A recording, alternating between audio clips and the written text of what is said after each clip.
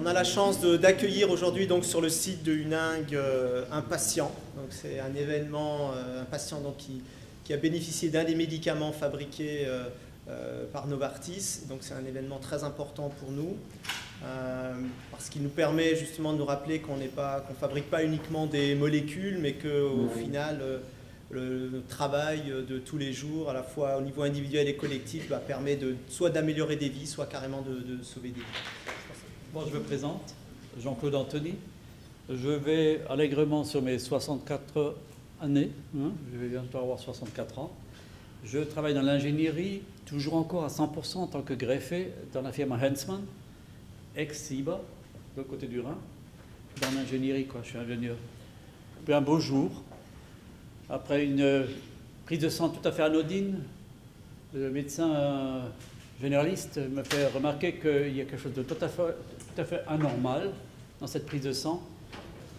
Et 4 jours après, j'étais convoqué au Münchberg en me disant, voilà, venez sur un rendez-vous, monsieur Anthony a accepté ce rendez-vous, tel et tel jour, à telle et telle heure, et faites-vous accompagner par votre épouse. Puisque je venais d'apprendre que j'avais une maladie génétique, j'avais hérité ça de je ne sais trop où, en tout cas de ma famille, et ça s'appelle une polykystose rénale. Une polykystose rénale, ce sont des reins qui viennent au monde comme tous les autres organes, comme moi je suis venu au monde, et puis sur ces reins, il y avait des kystes, et ces kystes grandissent. Vous voyez ici la situation de M. Anthony, ce n'est pas une image de lui, mais ça, ce sont des reins, vous les voyez ici, avec des kystes. Il y a beaucoup de kystes, les reins normalement sont grands comme le poignet, et ici ils peuvent être énormes. Quand mes kystes ont été découverts, c'était bien tard parce que c'est indolore. C'est une maladie totalement indolore, vous ne souffrez pas.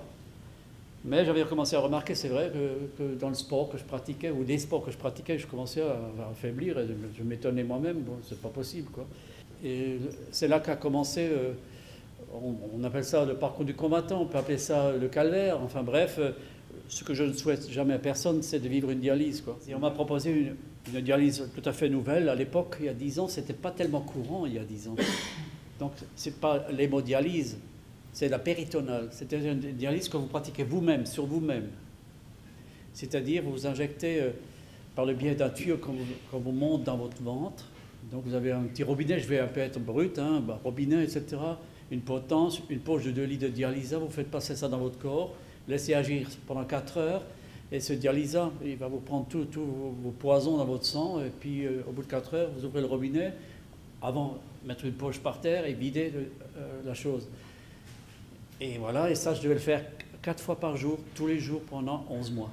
Dans mon malheur, j'ai eu de la chance que le 25 août 2000, à minuit du soir, un téléphone sonne chez moi, je venais de rentrer du jardin, on a pique-nique avec des amis, j'étais en train de faire ma dialyse dans ma salle de bain, quand le médecin, chef de la néphrologie du Munch, me téléphone, me dit, écoute Jean-Claude, termine ta dialyse, appelle un taxi, il y a un rein qui t'attend au CHU de Strasbourg. Avant la transplantation et pendant la transplantation, j'ai eu droit au Simulec, c'est vrai. Sans ce médicament, peut-être que des choses ne seraient jamais passées comme elles se sont passées. L'opération s'est passée bien, 8 jours impec, mon rein fonctionne, de nouveaux greffons, ça s'appelle un greffon. Et je fais mon premier rejet. Je fais un rejet, mon corps, j'ai dit non, je ne veux pas de cette chose. Et là a commencé un peu le calvaire, le deuxième calvaire, puisqu'après, on a réussi à me restabiliser.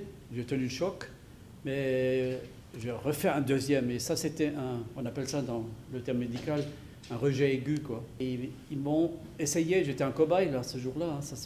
Je me rappelle très bien encore de l'expression des gens. On va te faire l'OKT3. C'est le terme médical de la chose que j'ai subie. C'est-à-dire, on met un énorme flacon en intraveineuse. Et pendant 8 jours, vous délirez, vous êtes dans un semi-comateux, c'est-à-dire vous êtes ailleurs. 1 mois et demi après ma transplantation, j'étais au boulot. Pas tout de suite à 100%, ils n'ont pas accepté. Pas moi qui voulais, mais ils n'ont pas accepté à cause des risques. J'ai travaillé un petit peu 50%, tout juste 1 mois pour les fêtes, et après à 100%. Et depuis, je travaille toujours encore 100% dans l'entreprise. Ce que vous faites tous les jours ici, vous le faites pour des gens comme moi. Moi, sans votre médicament, on ne serait pas là. Tout simplement, on arrive... Vous savez, vous lisez les actualités, vous entendez, il y a tellement de gens qui sont en attente de greffe, hein, qui meurent parce que, bon, bref, ça ne va plus. Des cancers, on peut soigner. Je sais que certains ne peuvent plus soigner, mais on peut. Mais ça, dans notre domaine, non. C'est irréversible. Hein, voilà.